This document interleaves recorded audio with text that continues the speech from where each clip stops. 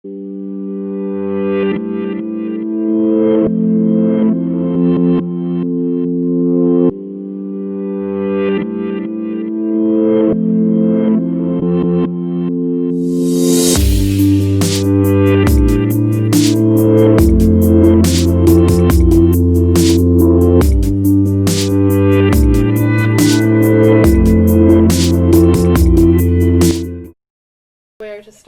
to start is a good place to start, because we could talk forever. We have.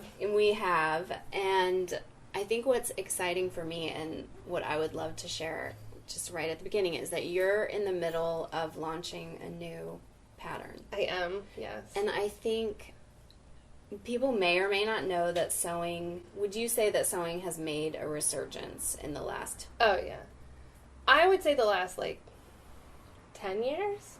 I think that's fair. Colette started... Colette, which this is a Colette pattern, yeah, right? That's the Laurel dress.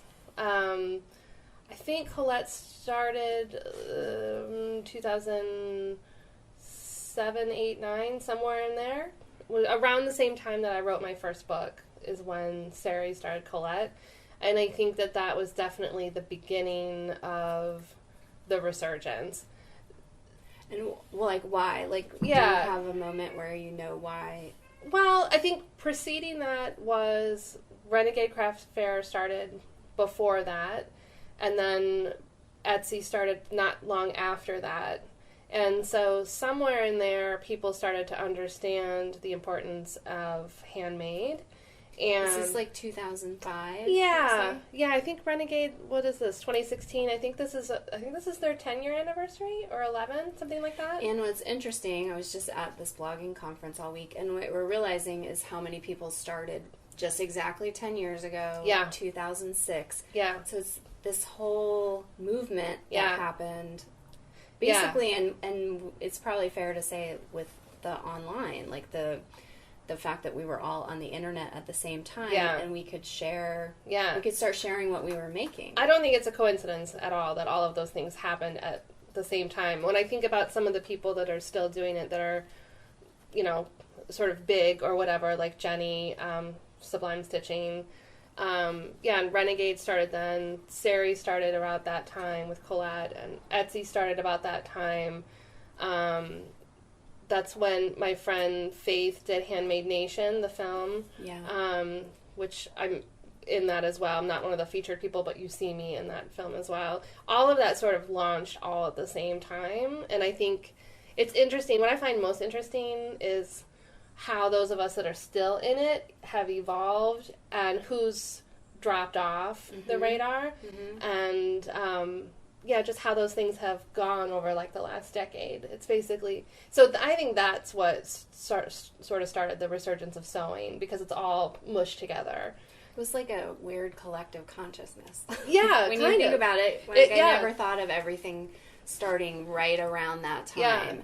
Yeah, it really kind of all converged at one sort of moment. I was definitely aware of it when I was doing Renegade, because the first few years of Renegade, I couldn't believe how much money I made, to be completely honest. People, doing the first Brooklyn Renegade was insane. It was just, I felt like, this is stupid. I can't believe, people are just grabbing at handmade clothes and just, it was just crazy. You were selling garments you made. Yeah, yes, to clarify, I was selling ready-to-wear things at that point. And people really suddenly had an appreciation for how things were made, and I think there was just sort of a understanding all of a sudden. Then the economy collapsed, and I think that's when everyone started to think about, maybe if I have an appreciation for handmade, maybe instead of buying that finished dress, I learn how to make it myself. Oh yeah, that makes sense. And that's sort of when I made the switch from ready-to-wear to teaching and writing and doing patterns, because people were willing to pay me way more to teach them how to sew than they are to just buy the dress. And really, which I find fascinating. We talk a lot about this. What were you selling your dresses for at the time? Oh, maybe $100. And does that really justify the time? No, that goes into all of that? No, not at all. Yeah. I mean, I know you because I've learned to sew from you. Yes. We're wearing handmade dresses. That's right. Yeah, and it's fine to talk to the camera sometimes. Yes. And this is your... This is the Emory. The Emory. Which I made with a pleated skirt. The pattern comes with a gathered skirt. But I love pleats, so... Well, and we'll come back to this pattern because I think this has been this was sort of a pivotal one for you. It was a game changer for sure. Yeah. And so we mentioned I'm wearing a Colette pattern, but I know I'm good. I'm a good sewer now. You are an excellent sewer now. Yes. But it takes hours and hours and hours. Well, like anything, it takes practice. It takes practice. Anything that is a skill takes practice. I mean, yes. Learning a language, whatever. Yes. It takes practice. If you don't do it, you don't. It's not like, I think if you learn to ride a bike, you never forget, but, you might be rusty. But there are other things that you kind of forget, like sewing or a language or, like I threw a lot of pottery in school, and then I recently took a throwing class. And parts of it are just muscle memory that are still there, and it just comes right back. And other things you have to remind yourself, like, oh yeah, you put your thumb there, and you put your index finger there. And, like, you have to remind yourself how to do it again. So, when you take a pause from sewing, it comes back, for sure. Well, what I wanted to come back to is, does $100 really justify the time that goes into making a garment by hand? I think I remember at the Brooklyn show, I think I sold a dress for like $150 or something, and I remember at the time thinking that was outrageous. Yes. My cat thinks that price is insane as well. I do remember. I didn't know that many people starting at that point, but I remember people making thousands of dollars in a weekend. Oh yeah, that first Brooklyn Renegade, I made like $3,000 or $4,000 that weekend. And all handmade garments. All handmade garments. So that was a higher price point for someone, right, at a crafting fair. Yeah, I definitely. That's actually a really interesting thing to talk about. Is I was definitely on the higher end, and also at that point. Clothing was a very different thing in that world, to the point where I had both customers and other vendors coming to my booth and just point blank saying to me, "Why are you here?" And I'm like, "Well, I handmade this stuff," but it wasn't looked at in the same way as whatever slightly more crafty thing was being sold, and that really bothered me for a while, and then it seems like people kind of caught up with it. What did they mean by that? They just didn't understand that there was a garment maker? Because it was called Renegade Craft Fair. Right. And I think it's fair to say, too, that the whole, even the word craft, handmade, it conjures something different than it did at that time, even when it started. And that was, the beginning of it. I think shifting perception. Yeah, right? I mean, the other people that were there that were selling clothes, if there were other clothes there, I should say, they fit under one of two categories. They were T-shirts, so you designed something in screen printed T-shirts that you bought from American Apparel or whatever, because they were starting right at then too. Yeah, that's right. They were making blanks, partially because of this thing. This all of it was linked together.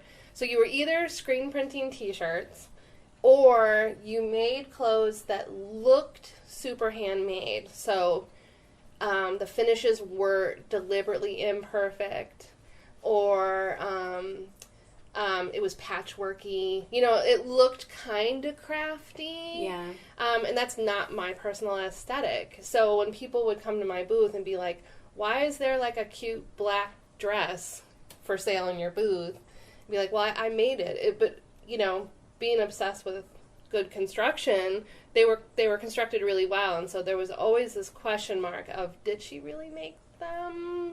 A little bit of sort of unintentional accusations of being disingenuous. Oh yeah. So is that what pushed the button for you? Where you're like, what do you mean by that? Yeah, I'm sorry, I'm not wearing tie-dye patchwork, and I'm wearing something... Actually, a refined garment. Right. 'Cause when you mention your aesthetic, how would you describe your aesthetic? It evolves as we evolve as human beings, but it's always been sort of feminine, vintage-inspired. but clean and sort of minimal at the same time. I'm not into looking costumey. So if I'm going to do something that's like 50s or 60s inspired, I don't want to look like I'm going to a Halloween party. Mm-hmm. I don't want to look like June Cleaver. I mean, I don't want to go that far. It's just not my personal taste. Timeless. Yeah. You have a very classic, timeless approach. I definitely try to be sort of clean and classic and, kind of timeless. I'm getting less as time evolves, as I get older, whatever, as tastes change. I'm getting a little less girly as time goes on, but that's normal. I mean, I've been doing this for a while, so, like, of course, if I didn't change, I would be worried for myself. Like, I think evolution is good. Yeah.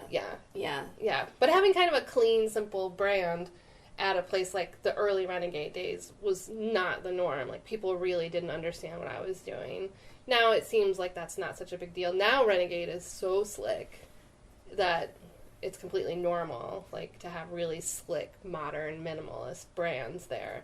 But in the early days, I mean, it was weird to not look like you were wearing craft. Yeah. Or your screen printed t-shirt. These were your typos. Did you feel like you were visionary at the time? Oh, God, no. I'm not a visionary. You That was a big word. No. I wasn't then, I'm not now. Yeah, but you're aware of evolution. Sure. And that's something for many of us who've been at it for a while, like trying to figure out how to incorporate that. Well, it's like you're conscious of it, but you don't want to be, I don't know, how do you describe that? Like, how do you decide when it's time for you to evolve? I don't think it's something you do consciously, honestly. I think if you're really hyper aware of, like, now it's time to shift, there's probably something wrong. I think it just happens. I think about bands you like, or filmmakers, or artists. If I see someone's work, whatever the medium, and it hasn't changed over decades of time, I wonder if they're still being genuinely true to their vision, and are they feeling stagnant as an artist because they still have to do the same kind of painting over and over in order for it to sell, or the same kind of film, or make the same kind of album. I think it's healthy to just naturally evolve as human beings, because what I'm doing now and what I'm interested in now and where I'm living now and what my life is now is not what it was 10 years ago. So it can't be the same.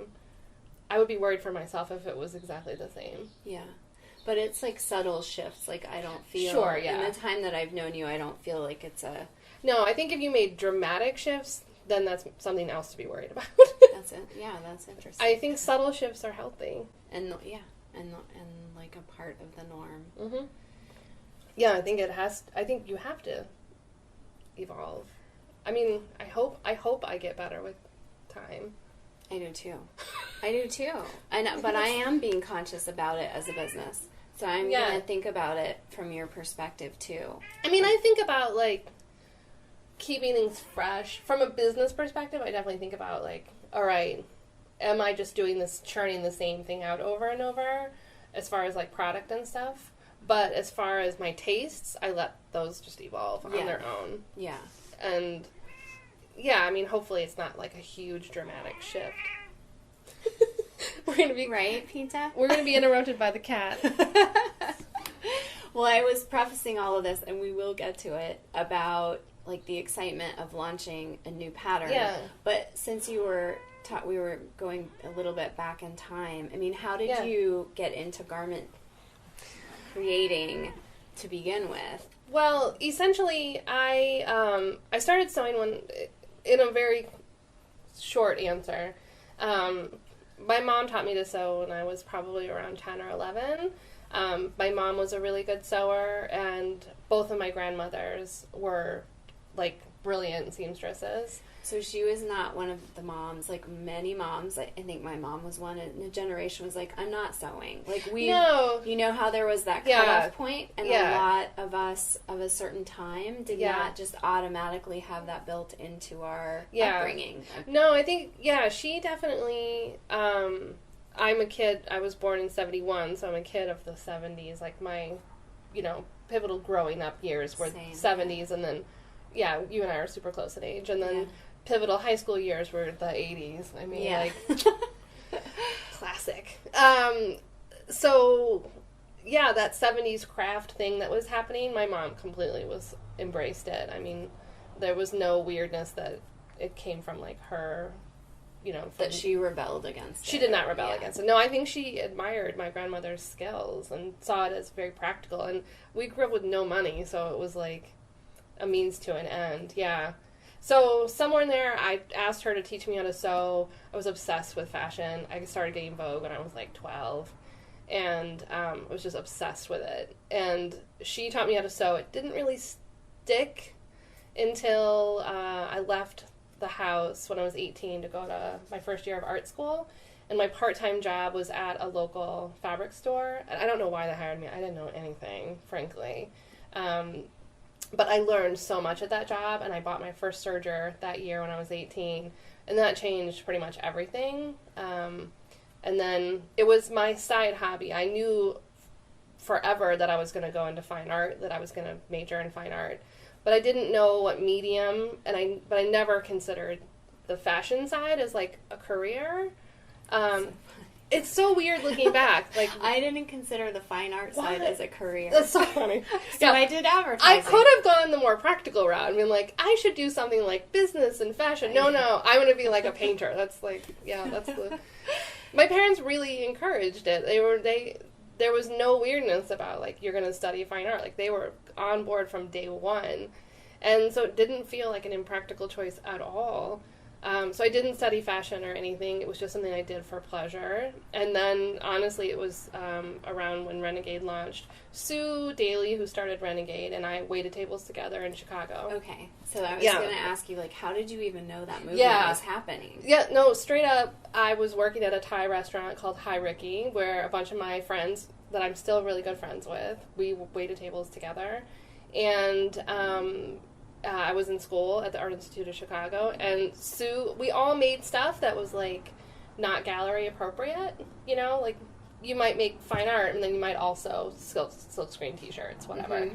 So, but you're not going to show your t-shirts in a gallery. You're not going to pitch that to a gallery. But you might want to do something with it. So, at that point, it was just, like, super grandma craft fair things. Like, you had to submit slides, which is just absurd to even think about. I remember those. It's crazy.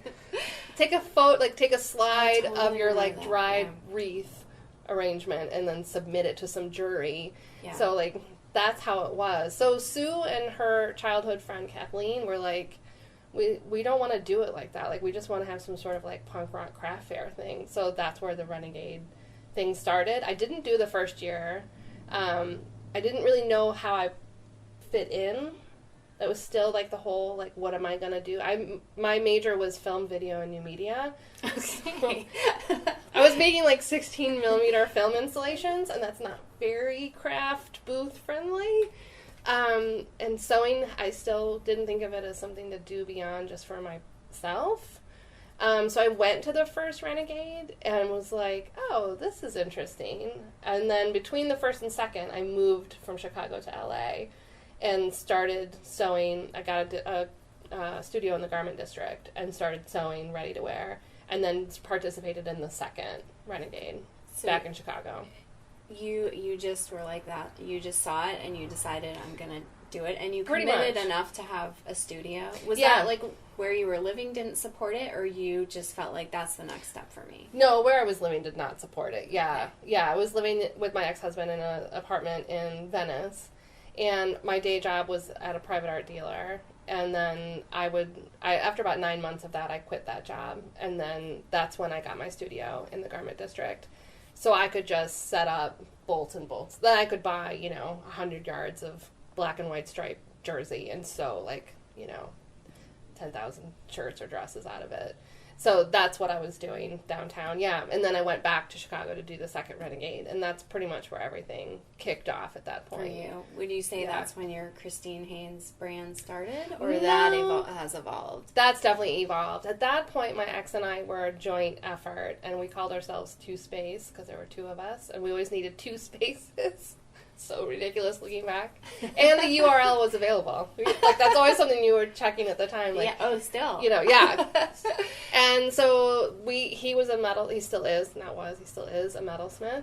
And so he would make his stuff out of metals, and I would sew clothes, and then we would share a booth, or we would get 2 booths side by side and sell our things together. So that's what we called ourselves at that point. It didn't change over until I wrote my first book, which was timed right with our split. And it was a natural moment at that point to just completely change over. If I was going to write a book under my name and I was going to carry on as me, then I was just going to be me at that point. And I wasn't going to develop a new brand name or anything. It was just going to be me. Because a lot of people knew, from that world, a lot of people knew, like, Christine's the one making the clothes behind Two Space. So it was like, well, I'm still Christine. I'm just now completely on my own. Yeah. You know, for the craft stuff. So it made sense. Yeah. And did you, at that moment, ever think, I'm going to make patterns? No. I mean, I made patterns for the book, but I had never made patterns for other people to use before. They were only for my ready-to-wear stuff, and I didn't have production people, so they only had to make sense to me. Mm-hmm. And they made sense to me fine. So once I did the first book, I started teaching, and a lot of my students wanted patterns from me. They were like, I love what you're wearing. Could I buy that as a pattern? And then right around there is when Colette started, and I genuinely did not know that a human being on their own could produce sewing patterns like that. I did toy with the idea of approaching like Simplicity or something, because right around that time is when Built by Wendy had a collection of patterns with Simplicity, I think it was, or Butterick. And I thought, oh, that's interesting. Like, they're employing a separate private designer. And I looked into approaching a brand to do something like that. And then right around then, Colette started, and I thought, that's fascinating. Could I just bypass the megacorp and just do it on my own? And then that's what happened. And I give Sari so much credit for A, being the first in my world to do it, and B, giving me so much advice. I mean, she was so helpful for me to like branch out and do them, and was never weird about being some sort of competition or whatever. I mean, you know, yeah, she's just, still so to this day, is such a kind, awesome, amazing person, aside from being an awesome businesswoman. But she was so much help to me. Endless. I remember, it never even occurred to me. I mean, again, I'm not coming at it from the sewing world, right? Yeah. I entered this world via fabric design. Yeah. And I just always thought of patterns as something in like a Joann's. Like, I just totally didn't even think about people taking their artistry and producing them independently, because it's quite a feat, isn't it? Yeah, I mean, I didn't think about it either. It's a lot of work. Like, how much time does it take to create one pattern? I mean, I've never timed it, but it's a lot of time. The answer is a lot. It depends on how much of it you choose to do on your own and how much of it you choose to hire other people to do. But the general elements is first conceiving the idea, making the sketches, deciding what you're going to do, and then drafting the pattern to match that. That takes an enormous amount of the time. I do that completely by myself. And I'm not formally trained in pattern making. So I often question and doubt myself if I'm doing things in sort of a slower way than if, you know, is there a more efficient way that I could be doing whatever step I'm doing if I had been formally trained? But it's working for me. I mean, my process, I come from definitely from like an artist perspective, where I'm jumping from like intuition first and then making sure that the math works later. So it's like about getting the form 90% right, and then getting everything tweaked from there. So it's like drafting, making a muslin, correcting, making a muslin, correcting, it's like, you know, altering things a quarter of an inch or a half an inch. And once that's all settled, then I take my pattern, which I make in my size. I'm right in the middle of my size range. So it's a great starting point to grade up and down from, because it's right in the center. And a muslin, for anyone watching this who doesn't know, it's basically a sample of the garment, but in just a basic like a cotton, right? Yeah, it depends. I mean, technically, the fabric is called muslin. That's actually the fabric itself is called. It's also a way to refer to a sample version. So you can say, I'm going to make a muslin. You may or may not choose muslin fabric to make your muslin or your toile. Okay. They would call it in the UK as a toile, to make a toile. So I make it out of actual muslin fabric, but sometimes you need to choose something a little heavier, a little lighter, to make sure that you're actually getting a fair representation, because maybe what you're choosing to make it out of is heavy wool, and muslin fabric is not a good representation of what you're going to end up making it out of, Then I take my pattern to a grader. I have that done for me, because that's really needs to be What does that mean? Accurate. The grading? Yeah. Thank you. For those of you that don't know. Actually, this part I always get confused by. Yeah. Grading is making other sizes. That's basically what you're doing. Right. Okay. So grading is taking the size 10 that I make for me, and they digitize it, so they literally trace all my lines, and then that goes into a computer, and then they make all of the other sizes. And the misconception is that you're just making bigger or smaller, but that's not how curves work. So like your armhole doesn't just progressively get wider, right? The curves of an armhole and the neckline have to like all pivot from a certain point. So I don't like doing that part on my own, because it really has to be super precise. Can someone do that on their own? Oh, for sure, yeah. I know Jen from Grainline was doing her own grading for a while. I think she is not doing that anymore. I remember saying to her, like, I think you're crazy for doing that. But yeah, you can totally do it on your own. If you're only grading one size, like maybe you have a vintage pattern and it's not your size, and you're going to just grade for you, it's not a big deal. But I do a 10 size span from 0 to 18. It would just take me forever to do it. So I let a computer do that. And then they give me back the files from that point, and they're really rough. So I have to then put that into Illustrator and change every line, and I go through another sort of testing process at that point to make sure that everything is working, that it didn't get changed too much in the digitizing part of it. And then once that's all set and the file is ready and totally done, from there then I make samples and do a photo shoot, and I do all of that myself. So I'm making the samples and I take the photos. And then my illustrator, I do not do that part. Our friend who you know, Holly, does my illustrations. Yeah. So she does my cover ladies. So I give her references, like I want these shoes and this pose and this hairdo. And then she draws the cover ladies, and then I give her sketches for all the step-by-steps. And then she draws all of those. And then... So would you say this is like a year? Like, is that... No, it's not a year. It could be faster than a year. Much faster than a year. Okay. Yeah. Then I go into InDesign and I lay out the whole booklet and write everything and lay it all out. And then it all goes to print. It's a lot. And then you manage your shop. Oh yeah, all the while, of course, I'm blogging and being my own marketing team. Oh, for sure, of course. And having a life, you know. And you're also shipping. You were just saying. Oh, sure, yeah.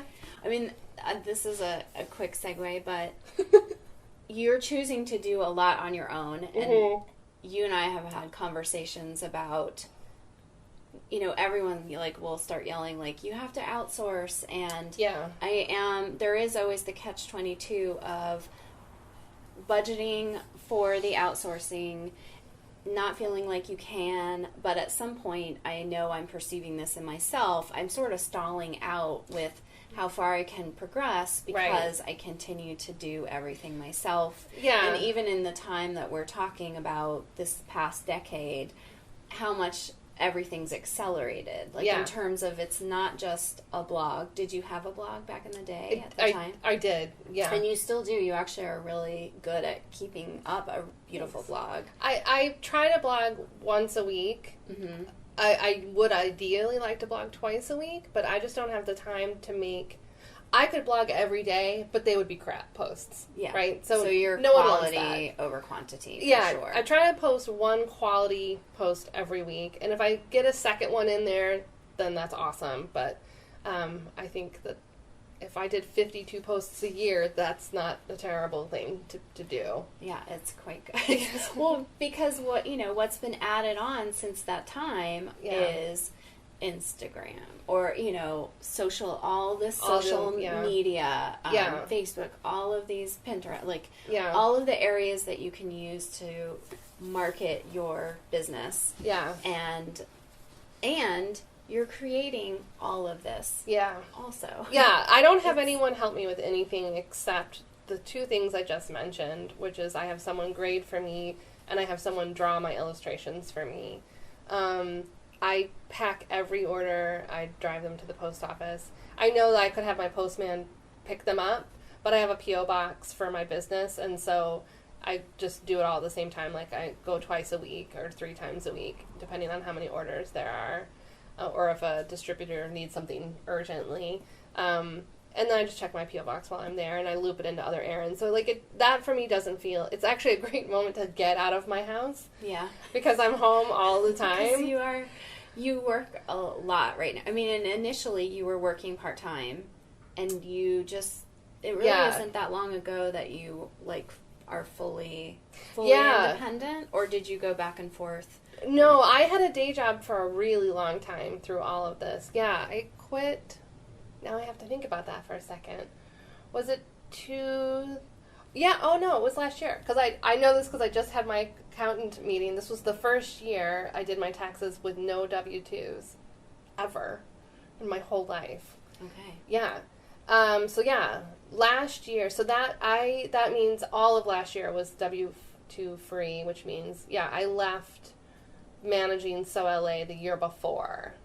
So that's 2014. And that was just before I took that year's trip, so it was end of May of 2014 is when I, the last time I had, an employed job, for real. Yeah. That was pretty frightening. How so? Well, I don't come from money. Well, the rest of us do. Yeah. I know you're made of millions. There's no trust fund waiting for me. So, it was I already felt like your fate's in your hands, but then I really felt like my failure or my success is up to no one but me, completely at that point. Did you really feel the weight of that? I've gotten better at rolling with it, and not. It's weird to say I've gotten better about not worrying about it, because it's always a worry if you don't come from money. I mean, paying bills is always a worry. Even if I had a day job, it would be a worry. But I've gotten better about trusting my instincts. Because when I first quit that job, that was when I was managing So LA. Yeah. And it was a mutual thing. Sherry was coming back, the owner of So LA was coming back after having her baby, and it was perfect timing. I couldn't do it anymore and do this. So it was just a win for everybody. So I think at that point I felt like I had to say yes to everything that came through the door out of the fear of not being able to pay rent next month, and I don't feel that as much now.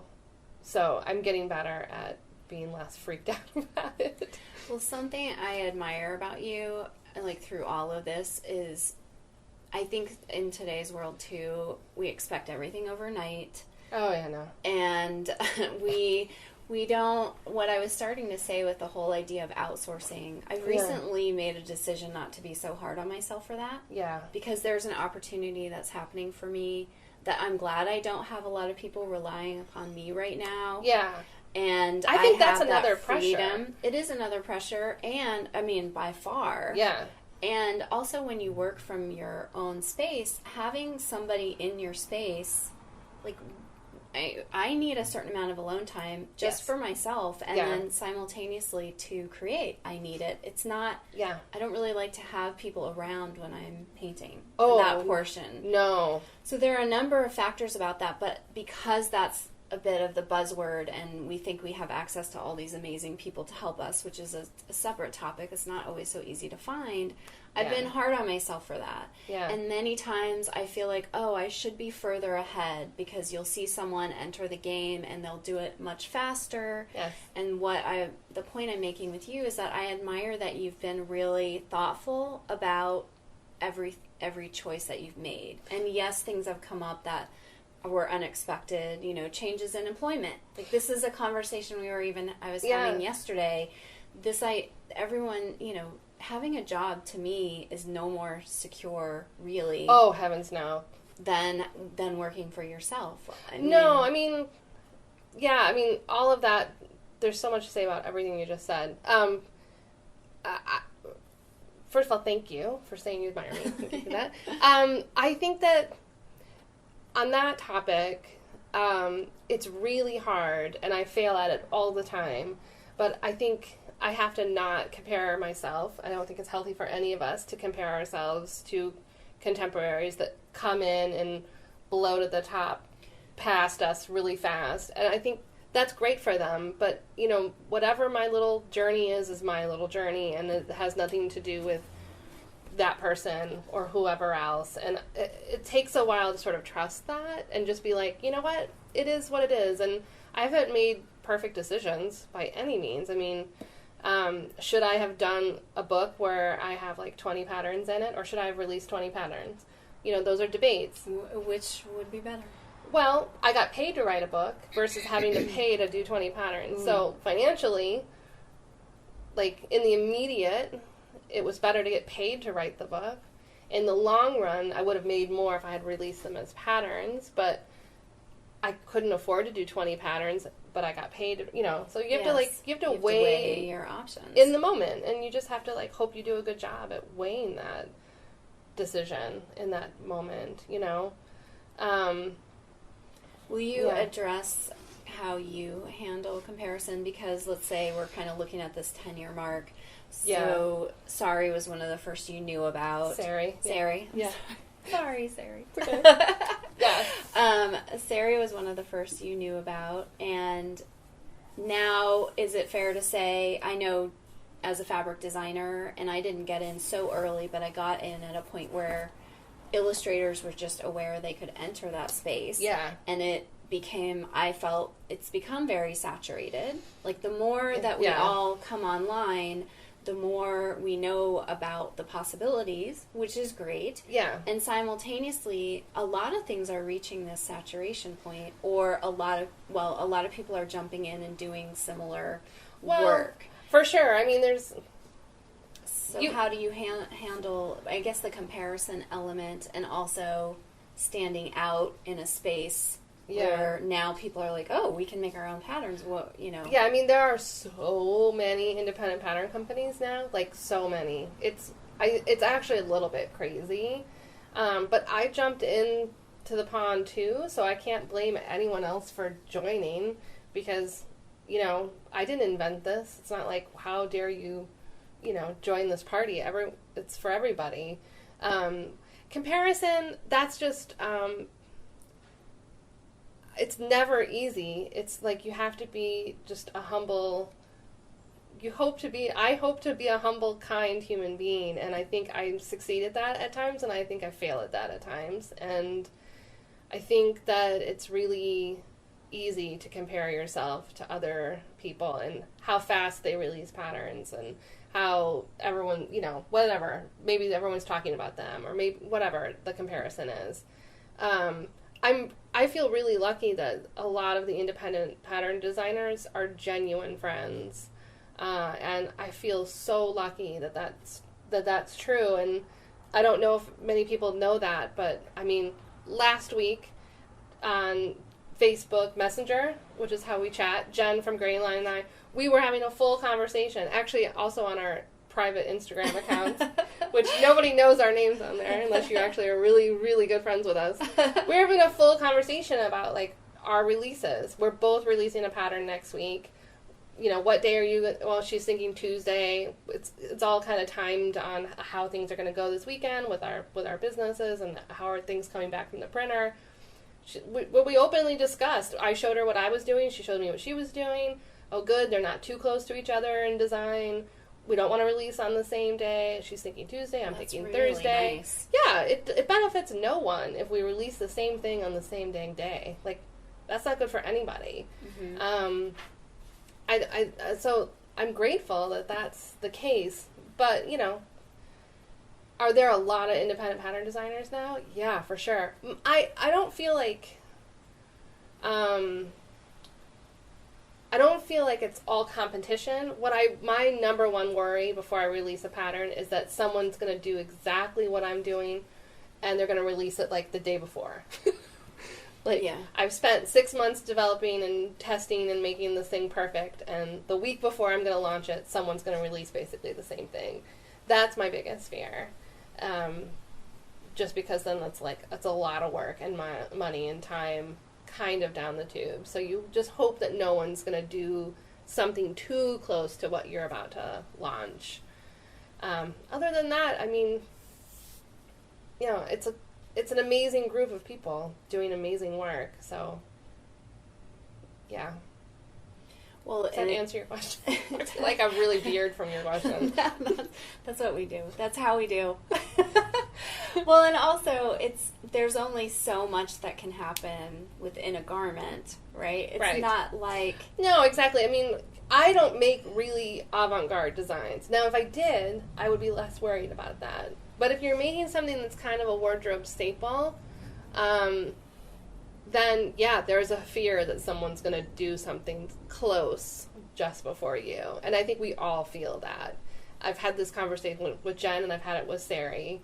So I know it's not just me that feels like, oh, dear God, I hope that whoever's going to release a pattern next month doesn't release exactly what I'm doing, like, just before, or even, you know. And I don't want to release something a week before they're going to do something and have it be close to them either. I mean, nobody wants that. So, yeah, I think that's a common fear amongst all of us. Well, will you talk about how the Emory dress that you're wearing, how that was really a bit of a game changer for you? It definitely was. My first two patterns were based off of my ready-to-wear collections. They were my most popular dresses from that era, the Derby and the Chelsea. And were those the ones that you Kickstarter? Yeah, those are the ones I did with Kickstarter. Yeah, we could talk for an hour about Kickstarter. I know.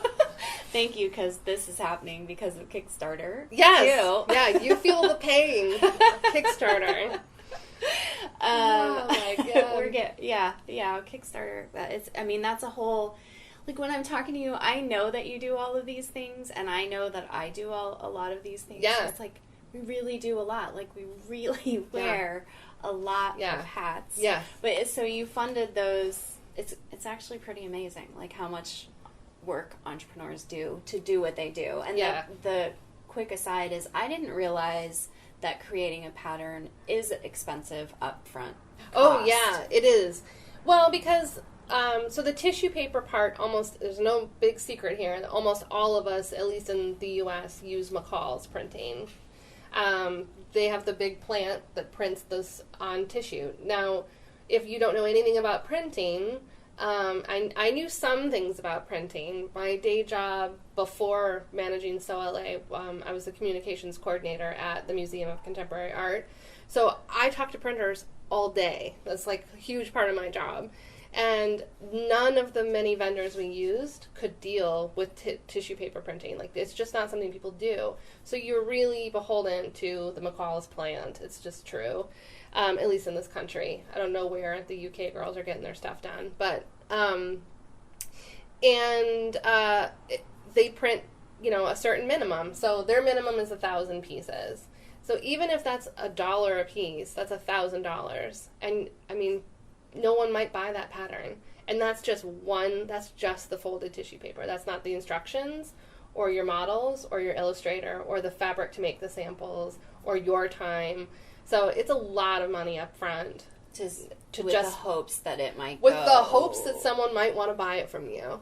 And so how did this one So Emory came to be because it was the dress I wanted to wear that nobody else had made. Okay. The closest at the time, which I had made like a million of, was the Peony from Colette. And I still love that pattern, but it's a wider boat neck and it's a more slim skirt. And I wanted just the very classic fit and flare dress. And I wanted to have an option of a collar. And I love those flat 60s bows. I have these bins are filled with vintage patterns, and there's so many of them have those cute flat bows, so I wanted a bow as a choice. And so I just it came out of my own personal need. But that was a good point, because a lot of times what we end up creating, I mean, that was sometimes very successful things are when people don't know how to start something, it's like, what do you need? No, it's true. What problem are you solving within your industry? Yeah, like the Derby and the Chelsea, I don't wear as much, and they're my least popular patterns, and I think that's part of it. It's like, well, it wasn't a hole in my own closet either, but I did those because they were the most popular from my ready-to-wear.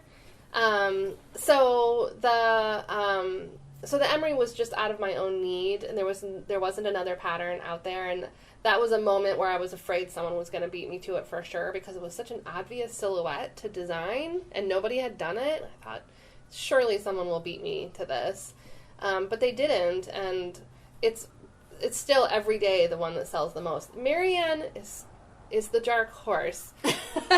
My knit dress pattern is definitely starting to encroach on the Emory success, which I'm very happy about. But yeah. When you say silhouette, what do you mean? Like, what do you mean by that? Like the actual shape of the dress. Okay. Yeah. So, yeah, Emory it's still my most popular pattern. And is it also that it's a little bit higher waisted? Is that like part of it? It hits at your natural waist. I'm really short waisted, so it looks a little high on me because that's actually where my waist is right here. No, it's just a classic. I think that's why people like it. So I've seen it in everything from a wedding dress. Wow. Which is like the ultimate compliment. Yeah. To some girls make it sleeveless, which you have to kind of rework this part a little bit because it's not drafted to be sleeveless. And, super lightweight cotton to just go to a picnic. Like, it's pretty versatile in that way. So I think it's kind of a blank slate. Well, and would you add to this, like, as an observer, it seems like the social media that you were doing also hit a certain stride, and the fact that so many, like, one of the great things I love seeing with people who are either fabric designers or pattern designers is when you show what people are making. Oh my God, it's the best. With your designs. Yeah. And that's like a beautiful thing about social media, Instagram in particular, where you can tag somebody or tag Emory Dress and you can go through and see all of the dresses that someone's making. Like, I love seeing those. I genuinely get bummed when people don't hashtag the Emory dresses that they made or any of my patterns, because it's like the greatest thing is seeing it made up on people. So I get really sad when people don't. That's the only way for me to see things. If you tag me, like if you do the @ and then my name to tag me, it doesn't stay in my little window of feed long enough, so I often miss those. But if people do the hashtag, then I can always look at the pool. It's insane how many Emory dresses are out there in the world. It was really good word of mouth, do you think? And that was... I think every woman in the UK owns the pattern. Really? Yeah. I think every woman, it's like... Are you making bank now? No, yeah. Now I'm a millionaire. No, but I'm not making bank, but the Emory sustained my business for sure. Some patterns are going to be hits and some are not going to be hits, and that's just the nature of business. And so you need, like every other one to be a hit to make the one that wasn't quite as popular, sustain it. Although sometimes it catches up. Like Marianne did really well out of the gate, and then it had a little bit of a moment, and then it came like back fighting hardcore. So that's why it's the dark horse. It's the dark horse. Yeah, it like peaked and then it kind of dropped and then it's just like went back up and it stayed there. So you kind of never know. How do you deal with the anticipation of it? So I want to throw up before I literally you're releasing one this week, possibly. We're filming this. Yeah, I'm shooting for Thursday. Creative Thursday. That's right. I'm as we speak, waiting for the illustrations from Holly to come to me.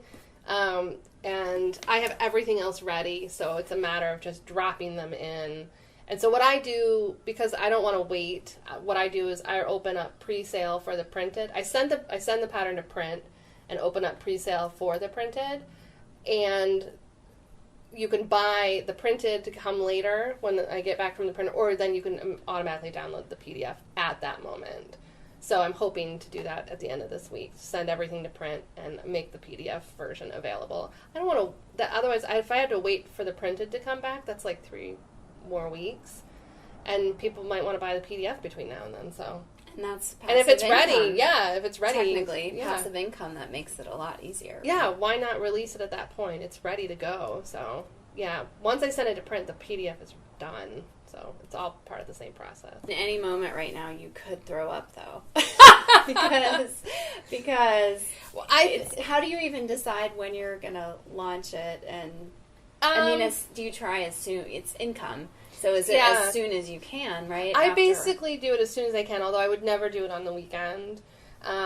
Right, and I find the same, like online sales, or people actually do have lives, we think. Yeah. And they tend to happen offline more on the weekend. And myself included. I mean, I'm getting better about unplugging at dinner time and unplugging on the weekends. Like, I definitely still do some social media on the weekends to just, say hey to everybody. But I don't... unless I'm like right now, I'm doing a pattern release, so of course I'm working all hours of every day at this point. But my sales. I mean, I do see a nice peak on Sunday afternoons. I feel like people have come home from the weekend, and I get like a nice. I like Sundays too. Yeah, there's a nice moment of sales Sunday afternoon, but I would never launch something on a weekend. The sweet time, I think, the sweet day is always Tuesday, maybe Wednesday. But as I know, Jen is launching on Tuesday, and I won't be ready by Tuesday anyway. If I'm ready by Thursday, I'll do it Thursday or Friday. But if I'm not ready till like Friday later in the day, I will wait until like Monday or Tuesday of next week. Yeah, it's just not smart. It's just not business smart. But it is business smart to, as soon as it's ready, like.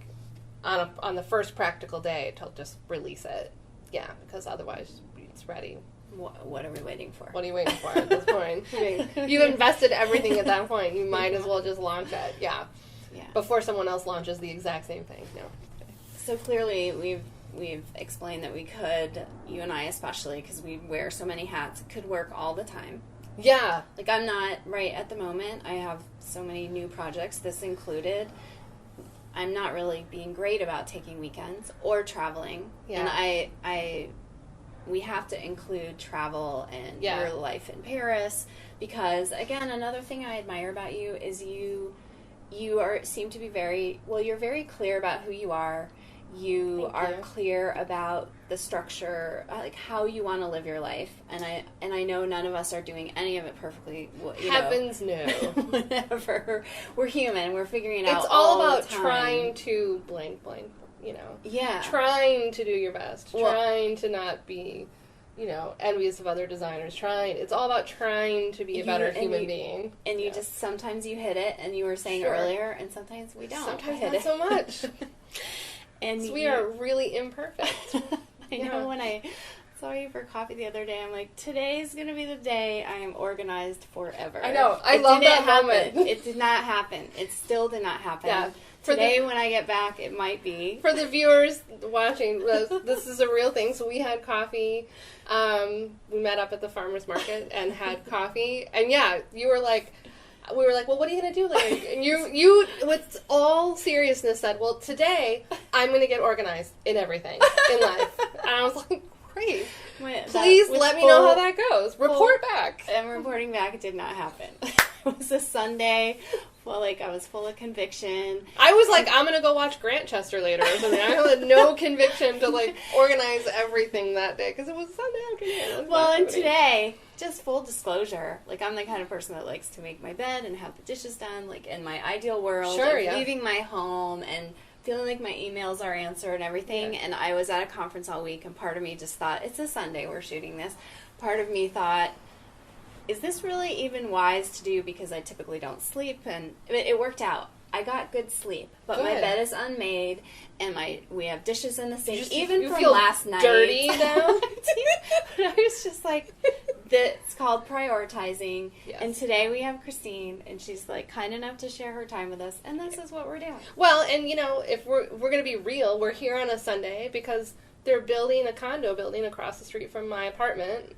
And this is the only day they don't build, and it is a quieter day. It's a quiet day to shoot. Yeah, that's those are all those decisions that feed into what you do. Like right, and this is just one of many decisions. Like, well, it would be smart to shoot on a Sunday, so here we are working on a Sunday. Yeah, it's just life. It's just life. There is, but I do think it's fair to say that you are good about you're very good about keeping track of who you spend your time with, like how you're allocating your time, and making sure you've done it for how many years. You've gone to live in Paris for at least 5 weeks. 7. Yeah, this is the 8th. This year will be my 8th trip. Yeah, this is my shortest trip. It's only 3 weeks, which I already feel really awkward about. That it's only 3 weeks, and then I say that to people, and they're like, "Yeah, it's the longest I've ever gone." And I'm like, "Oh yeah, I'm sorry," and I feel like an asshole for being like, I only get to go for 3 weeks this year.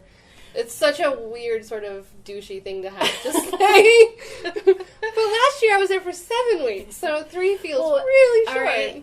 I probably should have just opened with this. Like, how do you make that happen, Christine? Because that's that thing that everyone in their mind, or no, I always forget a blanket statement, and I don't mean to. Maybe not everyone wants to go to Paris, but many people romanticize about a traveling, trip. Yes, or even taking that time off. Because when you go, fine, our work bleeds into us all the time. Like, I'm never really separate from my work. It's very much a part of who I am. But I'm not really working that much when I'm there because I'm in an apartment without a sewing machine, I'm not drafting patterns or anything when I'm there. I'm working in the sense that my laptop is with me and someone is here shipping patterns and the machine is still going, but I'm not actively working. With one exception, 2 or 3 trips ago, I did a lot of my book writing when I was there, And you've written 3 I've books. written 4 books. 4? 4. You're a published author. That's times true. 4. That's how Times you write 4. it now in your bio. Times 4. So I wrote that year that I was writing. I forget, it was 2 trips ago or 3 trips ago. Not last year. No, it was 2 trips ago because they came out last year. I had 2 books that I was in the midst of doing, and my editors were in London, and they were stoked that I was on there. I wasn't an 8-hour time difference all of a sudden, so they could get me at their disposal much faster, and I had a lot of writing to finish, and so there was that bled into my trip for sure. But that was honestly just my own fault. I could have finished everything before we went, but I didn't, and the penalty is that it had to come with me. I couldn't put that down for the entirety of my trip. I either had to finish it first or it had to come along for the ride. So sometimes it doesn't work that I get to just put everything down, but that's the only time that's really, really happened. But you still, regardless, you've always made the time to go. And is it simply... Always meaning 8 years. I mean... But that's a good long stretch. And is it simply that I know you stay in your same apartment. Yeah. And you book it ahead of time. You just say, it seems like you make that the highest priority, and then you let the rest of everything fall into place around that? Yes. That's exactly it. That's the difference, right? I know for me personally, and with Sean, we're imagining that we're going on this trip, and the one time that we did also live in Paris, but we took our work with us for 5 weeks. We were gone 6. I was like, it's never going to come to us. We're going to have to make that decision and you have to book the apartment and book the flight. And then let it work itself out. And then work around it. So the pattern I'm releasing this week, next week, whenever it happens, that's all. I work backwards from my flight so that it has to come out before. That's really, really cool. Because I can't launch a pattern while I'm away. I can't launch it the day I get home because that would mean I will have been working while I'm away. So I work backwards from the trip so that it's out before I go with enough cushion so that there's, the initial excitement, I'm still here and doing all of that. And then that buys me time this year. What my intentions are is that little window between release and my trip is to shoot a full sew-along. So that will be living on my blog. That'll be going up on my blog while I'm away. So I'm just kind of front-loading the work so that there's still fresh, new things happening. But I'm not writing blog posts while I'm gone. Yeah. But you're staying open, essentially. Oh, business is open, yeah. And that is the good part of being online, is that we can do that if we're good planners. It's true. I think the first year... Was it just the first year, or was it the first and second year when I went away? I actually closed my shop. For sure the first year. I think I might have done it 2 years. I can't remember now. Because I only had the Chelsea and the Derby at that point, and I was still kind of brand new in that scene. And I just did not want to deal, especially the first time. I had never been overseas before, and it was like a dream trip to get to go. And I was like, I am not going to be worrying about pattern sales while I'm away. Like, screw that crap. And I just closed my shop. I don't have that luxury anymore, and that's a wonderful problem that it's just not capable. I'm just not capable of doing that. I have too much going on. So I have to hire people to ship here for me while I'm away so that business is still just open and running. Yeah, and I answer emails while I'm away. You do? Yeah, I check. French? What's that? In French? In French. Oh my God. So one of my... a few of my books have been translated into other languages, and people write me in that language. So I'll get emails in French, like, I have a question about your book, blah, blah, blah. And I'm like, oh my God, I don't speak French, or German, or whatever. I'm like, oh my God. Yeah, no, I don't respond to my emails in French. No.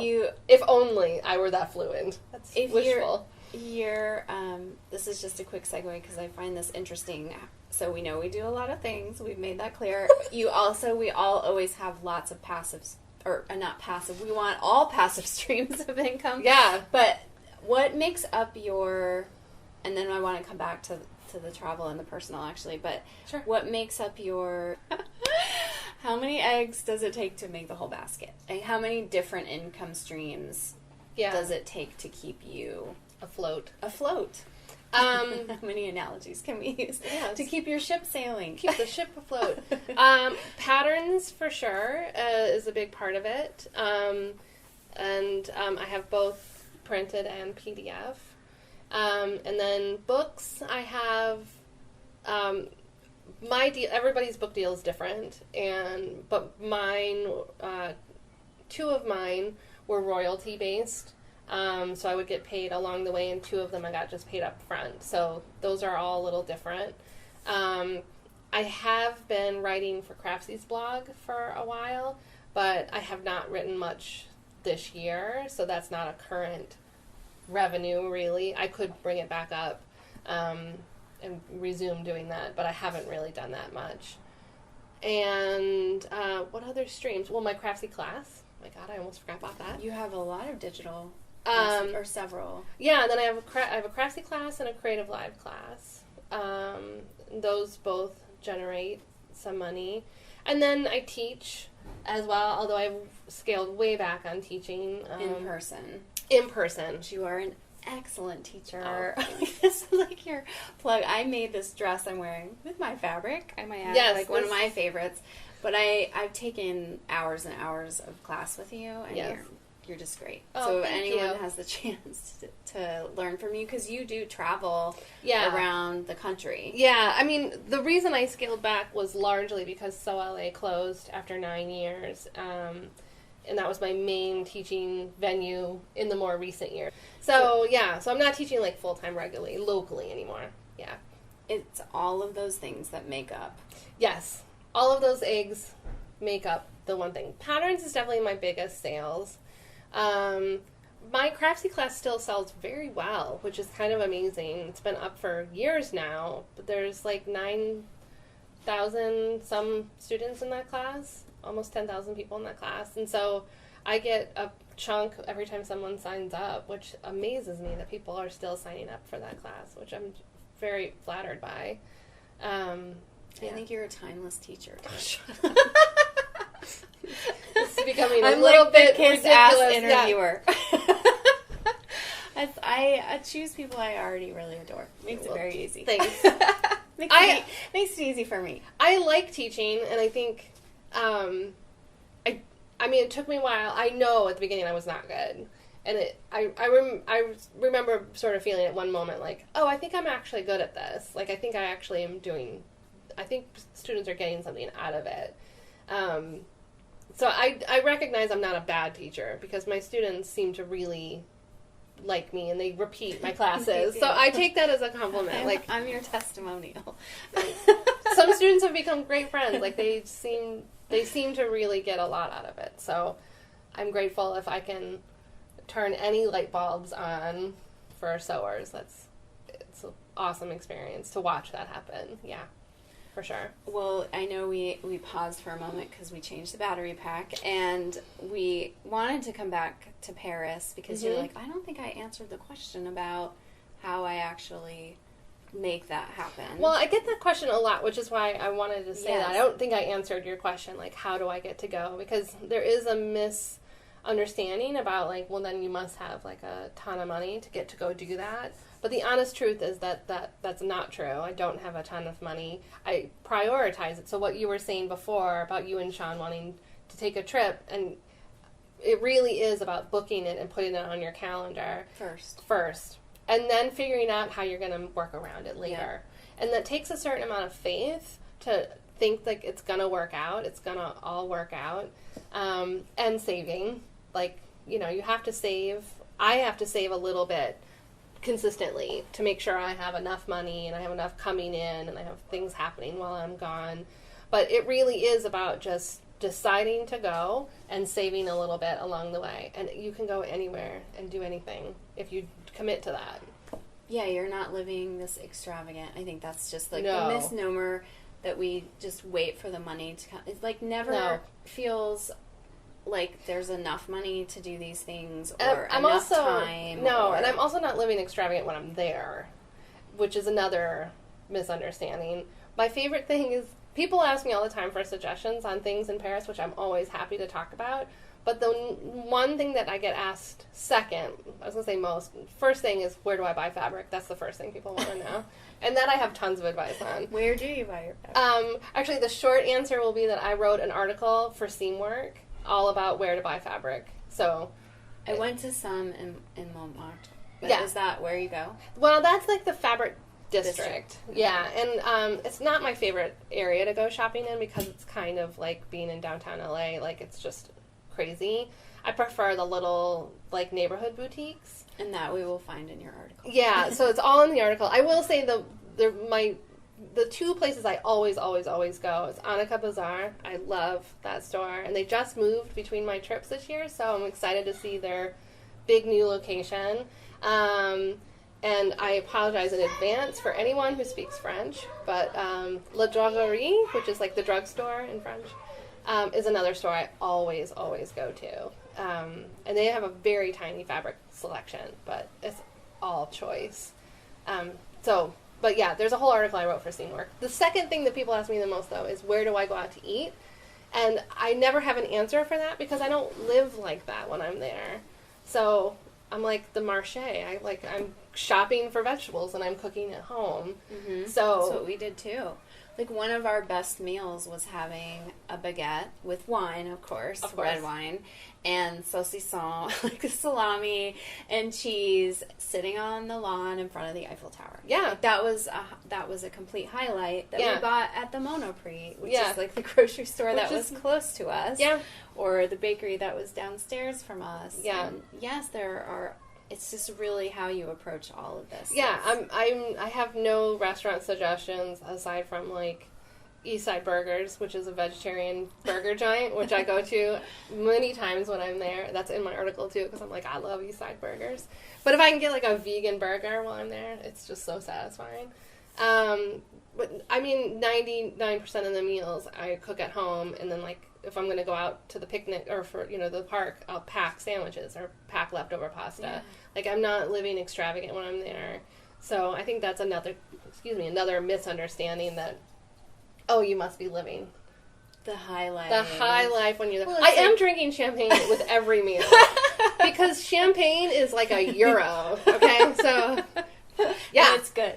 Yeah. I always do the same, like the first trip I started at €5. Also? Oh, of course. Especially with breakfast. Please, I'm on vacation. Yeah. Definitely with breakfast. Lunch, maybe not. Definitely with dinner. And then after. But seriously, you can buy a really good bottle of champagne for like €5. Right. Yeah, like you can really buy good red wine, yeah. You can buy good wine even cheaper than that. Yeah. I've tested all Maybe of those. I think your 5th book needs to be a guidebook about all of this. Let's just put that into the ethers. How to drink good, cheap champagne and picnic in Paris. Yeah. Well, and I know I want to touch upon this, because you do have you clearly have, like, to me, the way I hear you talking is everything for you is like this community and connecting genuinely and caring about both the people who sew with your patterns and the people who design fabric and the people who are also creating patterns alongside you. Yeah. I don't know if I've ever gotten it as much, like, how meaningful all of that is for you. And it's huge. It's clear that when you express yourself in social media or share at all, it's clear how much of your heart is in all of that. I'm glad to hear that, because you never know when you're just like on your iPhone.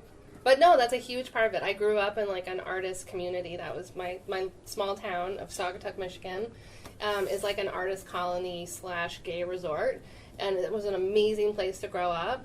And it was just put in my head from a really early age that, like, you don't do this alone. No, of course not. And why would you want to? Like if you get to hang out with us, like, really inspirational artists, like, you feed off of each other. I don't know if that's my upbringing from the town or from going to art school and having, the studios that are all like, your cubbies are all in a row, and what they're listening to on their boombox next to you feeds into you, and what they're drinking in the other cubicle, you're probably drinking too. And, like, it all becomes part of your, it all bleeds into your story. And I love sewing with fabric that you designed or that Alexia designed. It's amazing to be able to, like, bring all those things together. It's not, I wouldn't want it to be a completely autonomous. Yeah. Well, what I was also leading to is, if you're comfortable just touching upon, you did go through a really huge loss. Yeah. And I know for people who care about you, which they do so much. Thank you. Like, to see your spirit is intact. Yeah. And I know it varies from day to day. It does. But I do only want to share this, not to delve into things personally. Not to make me weep. Not to make you weep, but when we're living this life as a business owner, and then in particular online, it's opened the window to so many people's lives and personal lives, and there's always this question of how much do we share, because the point is to show behind the scenes. The point is to give of more. We are more than just what we make. Oh, for sure, That is like our brand becomes all of us. Yeah. And with so many people, that's often what separates us, is how connected someone feels to the creator, to the creative. Yeah. So, I mean, it amazes me how well you're doing with that. Thank you. Yet I know that you've been completely honest with me and you took time you needed. But is there anything that you can offer, or how do we do that? How do we go through that kind of loss in person?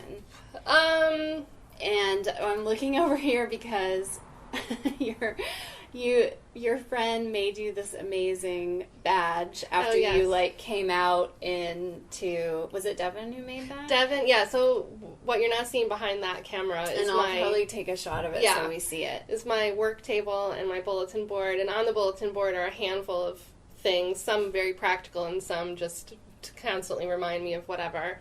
My dear friend Devin, two of the things up there I made from Devin. She made me the embroidered dancing girl emoji, which I love.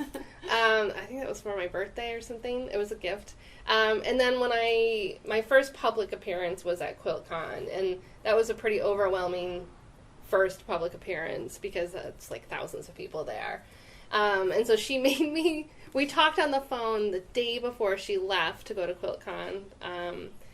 So, like, on that Wednesday, and then she came, like, on Thursday, and I taught on Friday. So, just before she left, we talked, and I said, I'm sorry in advance, we're gonna start swearing a lot here. I swear on occasion. Okay, good. I said, I was very anxious about doing QuiltCon because it was the first public. I'm sorry. Yeah. Not to be cryptic, because I said you had lost your partner, Mike. Like, yes. Your man in your life. You had been together over 10 years. Yeah. Unexpectedly. Yes. And so it's like you're going along, and he was your Paris person, like he was with you all of those times. Yeah. And then tragedy strikes out of nowhere. Yes. And then it brings us to, how do you go out? You had to share it because it affected how you ran your business. It affected everything. It kind of sucked because, it sucked. Everything about it sucked. But one of the things that was really difficult was that my life is pretty public, and I had to address it because if it was something that I could hide under the rug publicly, or if it was something I hadn't previously talked about publicly, then I could have just kept it quiet. But Mike showed up in my photos. People knew about him. It was, your brand is you. Right, my brand. I kind of hate the word brand because it's just literally me. But if there is a brand, it's literally me. It's the buzzword. It's what we call. It's how we do. Yeah, it's how we do. So he was part of my life, and therefore part of my social, networking, and part of my trips and inspiration. Yeah, totally. So, so when he died, it was like I was incapable of just doing anything, frankly. But there was no way that I could just keep it quiet. It was, I had to publicly address it. Actually, I made my friend Jen publicly address it because I couldn't do anything. But then I had to come out and say, like, okay, this happened. What I did not expect was how amazing everyone, I want to say before we talk about Devin's badge, because that'll make it sound like people were shitty to me. People were amazing to me, and I could not believe the outpouring, quite honestly. It was overwhelming. There were points where it was actually too much, where it was like, I need a day to just, like, not hear from 1,000 people. But it was so kind that everyone felt like they needed to say something to me, and that, wasn't gonna squash that. That was it was amazing, and people still send me shit. Like, it's unbelievable. And I say still. I think for a lot of people, it's like, oh, she's done and it's over. Well, no, it's been 6.5 months, so it's not really like I'm still super raw. Can't believe I'm not weeping yet. We're doing good. I'm holding it together. So in my nervousness of coming out at QuiltCon, it was like the first big public thing. The day before Devin left to come, we talked, and I said I was anxious. And I said, I just want people to be fucking normal. Like, just be fucking normal. Because even friends, the first time, and we're real life friends, the first time I saw people. I did see you there the first time. Yeah. I hope I was normal. You were fine, yes, thank you. Well, I went through my own, But I was going to say, sharing. You've gone through loss already, so I think there's a different perspective there. I had some friends that did not approach me in what I would call an appropriate way. I had some friends that I've basically not even heard from at all, which is another sense of surprise. But, that's about them. That's not about me, and I can't really worry about anything anymore except what I'm just, going through. So I had said to Devin, I just want everyone to be fucking normal because I can't have it be a memorial in the middle of QuiltCon. I'm there for work. I need to be professional. I would rather not weep in the middle of my class because I'm here to do my job. And so she made me the most amazing badge, which You'll photograph. But it says, just be fucking normal, please. And it's an embroidered badge. It's a beautiful badge. It's beautiful. It's gold thread embroidered badge that she made, like, hours before she got on a flight. Like, she needs this badge. And I actually wore it around QuiltCon, which was amazing. Because some people were like, hey, how you doing? Like, they made eye contact, and then they saw it, and they were like, oh, okay. I didn't know what to do. I was like, just be normal. Everyone just treat me like a normal person. Yeah, because the sympathy is great, but I don't want pity. Right. Well, and it's hard to say, too, without it sounding odd or, like, disrespectful of people who want to support, right? We're all well-meaning, but many times we make it more about us than the person. It's like it becomes so... But I will say again, like, 99% of the people were amazing. Well, and what do you consider appropriate? Like, when someone has that kind of loss, and you also, we mistake our boundaries in general because we feel like we know someone through social media, like or television, or, any place where you're public. Yes. You think someone's your bestie, but they don't know you. They don't know you. And you're not actually sharing that, like, deep personal experience with them. Yeah. And, your community is large, but I think your close personal circle is small. My close personal circle is very small. So, by design. Like, that's my choosing. That it's very small. I have a ton of acquaintances, and then, like, this, like, outer ring of people, but, like, my immediate is very little, but by choice.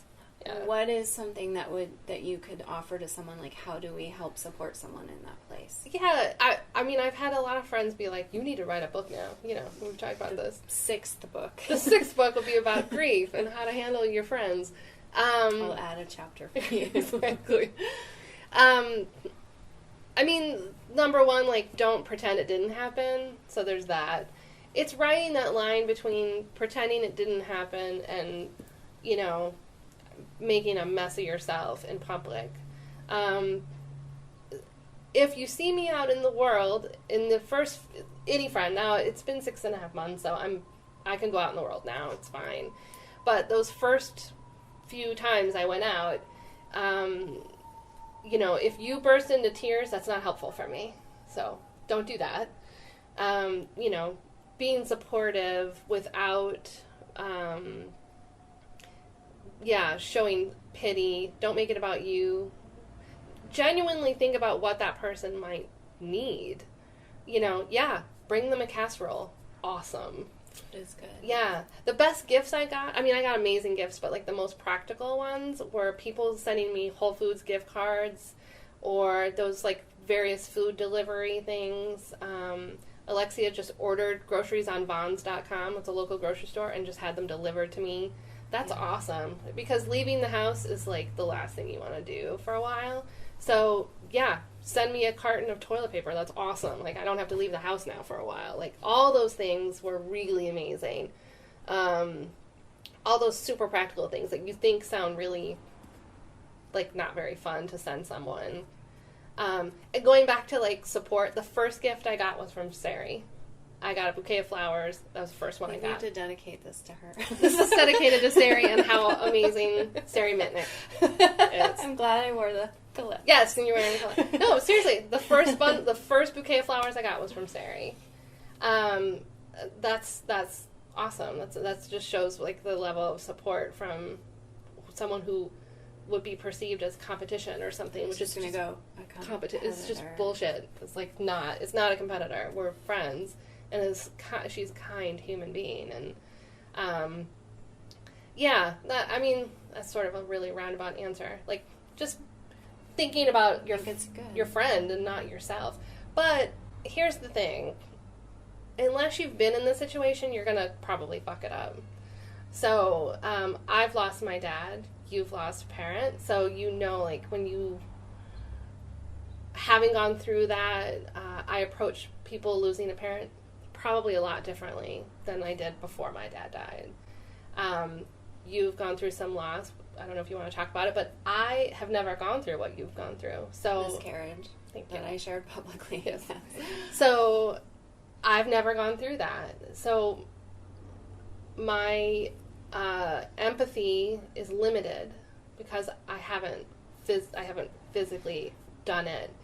I will say there's this little video, this little animation. It's like 2 or 3 minutes long that a friend sent me on Facebook, and I wish I had thought in advance to say who the animator is, but and it's a very brief, like 3-minute animation about the difference between sympathy and empathy. Okay. And that's all you need to watch is this 3-minute animation. Sure where we post this, we just put a link to it. It's so spot on and brilliant. As someone who went through this loss, it's the most succinct thing ever. I'm like, I watched it like 10 times in a row. I was like, brilliant.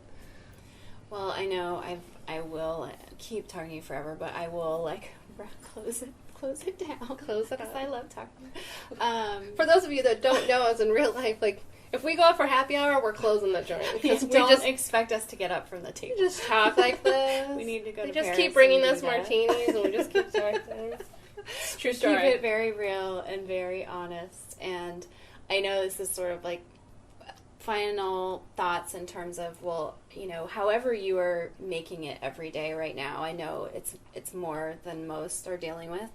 And simultaneously, it's sort of like how we all do. I mean, everybody goes through different things at different times. Like, yeah, how do you kind of take it day by day, or is there something within all of this? You have such a deep life experience right now. Yeah. That you want to impart to someone else potentially on this journey, or anything that you want to add in terms of what we talked about. The sad, honest truth is that everyone's going to go through what I went through. Maybe not in the exact way, and maybe not the exact scenario, but sadly, we are all going to go through it. Loss is universal. Yeah. Everyone's going to have a loved one die. And, yeah, it's... Ooh, I might cry. It's okay. Oh, yeah. I kept it together so good. It's okay. Well, this is something that you and I have discussed, is it's like puts everything into perspective. Yeah, so... It makes everything very, like, present and honest. Yeah. The first trip to France was after my dad passed away because I learned that life is short. Oh, seriously. And so, Mike had lost his brother and both his parents. And so we both had an understanding of the limitations of life. Yeah. And so if there's something you want to do, what the hell are you waiting for? Just be fucking normal and do it. Just do it. I mean, I don't have time. Yeah, I just don't have time for bullshit anymore because, you know, we could die tomorrow. Yeah. Genuinely. So, what the hell are you waiting for? Honestly. Yeah. Done and done. Thank you, Christine. Oh, thank you. I so held much. it together to the last minute. But it's still so good. Like, there's nothing more than that. Like, all of the things that we experience come down to that point. Yeah. So. Yeah. That's basically it. Thank you for sharing your story and your time. And thanks for asking.